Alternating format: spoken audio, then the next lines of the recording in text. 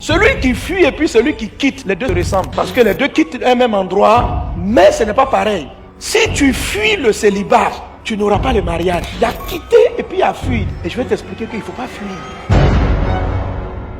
Alors après qu'Adam et Ève aient péché, ils aient quitté le jardin d'Éden, Dieu va commencer à bénir les humains en commençant toujours par une bénédiction très particulière qu'on appelle la bénédiction territoriale. Alors nous sommes dans Deutéronome chapitre 28, je lis à partir du verset 3. Tu seras béni dans la ville, tu seras béni dans les champs. Alléluia. À la vérité, ce n'est pas la ville qui est bénie, ni le champ qui est béni. C'est toi qui es béni dans la ville. Tu seras béni dans la ville. Tu seras béni dans les champs. La ville, c'est la zone géographique, c'est là-bas où tu habites. Tu seras béni dans la ville, tu seras béni dans ta maison. Tu seras béni dans les champs. Le champ, c'est où on travaille. Donc celui qui vit en ville, ou même s'il vit au village, le champ, c'est un lieu d'activité. Donc Dieu dit, tu seras béni dans la ville, c'est-à-dire dans ton territoire de faveur, dans l'endroit où tu vis. Et deuxième chose, tu seras béni dans les champs, c'est-à-dire dans ton travail. Si ton champ, c'est être comptable, Dieu va te bénir dans la comptabilité, c'est ça ton champ. Si ton champ, c'est être une infirmière, tu seras béni en tant qu'infirmier. Pour pouvoir donner à Adam et Ève la fécondité, la prospérité, Dieu les a placés en Éden. Il y a un métier où Dieu veut que tu sois. Il y a un environnement dans lequel Dieu te positionne, à partir duquel il va te bénir. Amen.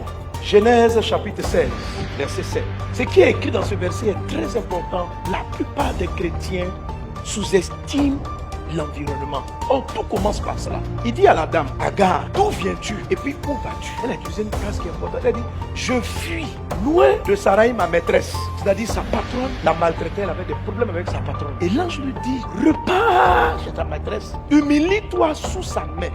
Et puis, je ferai ce que j'ai déjà annoncé. Écoute, beaucoup d'entre nous ont des blocages dans leur vie, n'arrivent pas à avancer parce qu'ils ont quelque chose à traiter avec leur histoire. Ils ont quelque chose à traiter avec leur passé. Je prie dans le nom de Jésus que le Saint-Esprit ouvre tes yeux. La dame qu'on appelle Agar était enceinte. Elle avait la bénédiction de la fécondité. Mais la bénédiction pour passer à l'abondance de la grâce était comme paralysée par son histoire. Ce qui s'est passé hier, le d'où tu viens, peut être la raison, la non-multiplication des grâces qui sont dans ta vie. Je prie dans le nom de Jésus que le Saint-Esprit ouvre tes yeux afin de comprendre ce dont je vais parler.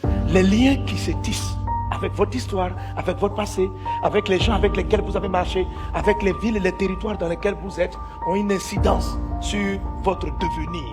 Et vous devez savoir comment traiter avec cela. Alors dans l'histoire de Agar, ce qu'on a lu, l'ange de l'Éternel va lui dire, retourne chez ta maîtresse. Mais quand vous lisez la suite de l'histoire, le temps va venir où, après qu'elle soit repartie et qu'elle se soit soumise à sa patronne, au moment de Dieu, Dieu va dire, Abraham, Sarah, libérez Agar. Donc depuis toujours, Dieu voulait que Agar parte. Mais la première fois, pourquoi Dieu ne l'a pas laissé partir? Parce qu'elle n'est pas partie. Elle a fui. Et je vais t'expliquer qu'il ne faut pas fuir. Elle dit la phrase, il dit, d'où viens-tu? Elle dit, je fuis. Écoutez, celui qui fuit et puis celui qui quitte, les deux se ressemblent. Parce que les deux quittent un même endroit, mais ce n'est pas pareil. Si tu fuis le célibat, tu n'auras pas le mariage. Il a quitté et puis il a fui. La fuite te ramène toujours, ou ramène toujours ce qui t'a effrayé à revenir dans ta vie. Quitter permet de couper une histoire et de passer à une autre. Fuir, c'est se mettre toujours en mode poursuite. Ce que tu fuis te pourchasse et te poursuit. C'est vrai dans le cadre de votre vie professionnelle. Le travail que tu fais actuellement, est-ce que c'est parce que tu as fui ton ancien travail ou c'est parce que tu as quitté? Il y a une différence. Agar, d'où viens-tu? Où vas-tu?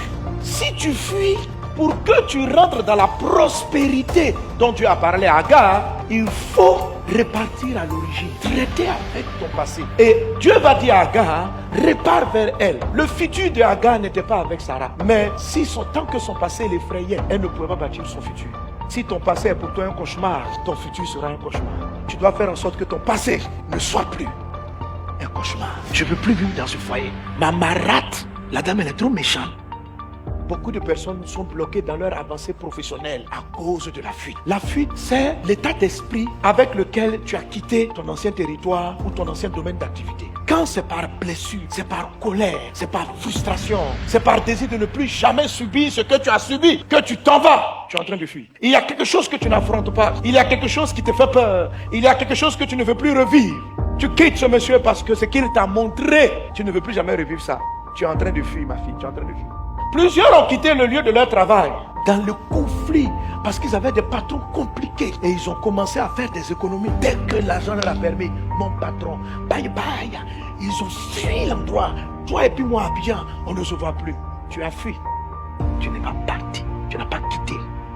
Quelque chose est resté dans son cœur. Toi aussi, quelque chose est resté dans ton cœur. Ça va polluer ta nouvelle activité. Ça va faire en sorte que le travail que tu es en train de faire n'aura pas la frappe, la lumière, la qualité que ça aurait dû avoir. C'est-à-dire, il te devient très difficile d'entrer dans l'abondance de la grâce. À cause de ton passé qui t'effraie. À cause de ton histoire, pas seulement qui t'effraie, mais qui t'a blessé, qui t'a frustré, qui t'a froissé, qui t'a brisé.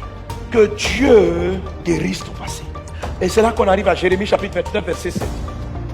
Recherche le bien de la ville où je vous ai mené en captivité et prie l'Éternel en sa faveur. Parce que ton bonheur dépend. Ce n'est pas une ville, ce n'est pas un environnement que tu as choisi. C'est un environnement dans lequel tu étais captif. Un captif, c'est pas un joyeux. Il dit, mais quand même, malgré la captivité, quand tu travailles dans un endroit où on te paye mal et puis tu as envie de partir, on te tient captif. C'est la galère qui t'a amené là-bas. Ce n'est pas un choix.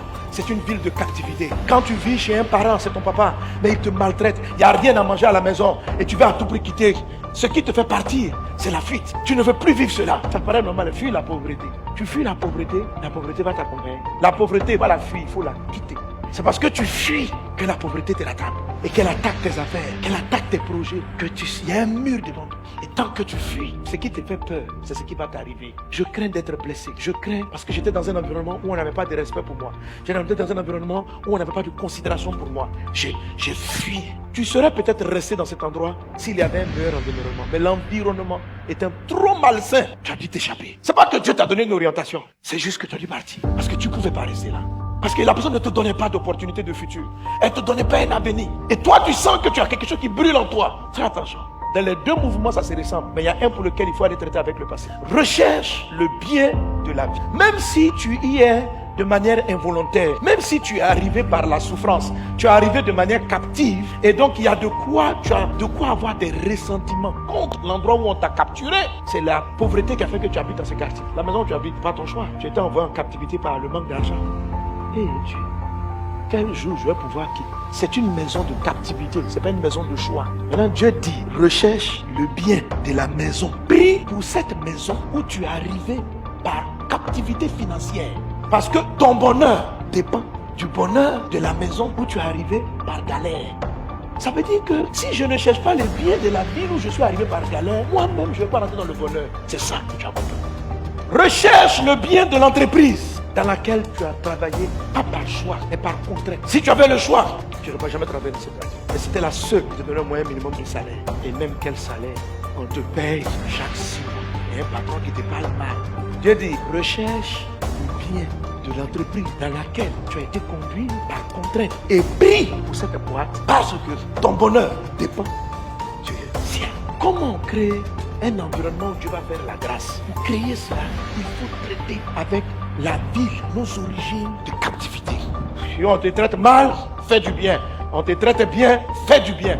Parce que ce n'est pas le bien de l'entreprise que tu cherches à tout prix, c'est le tien. Il faut ça pour que toi, ta postérité, Agar, retourne chez ta maîtresse, humilie-toi sous sa main. Fais du bien à la maison d'Abraham. Toi, ta postérité sera prospère, on ne pourra même pas compter tes biens. Ma fille, tu vas loin.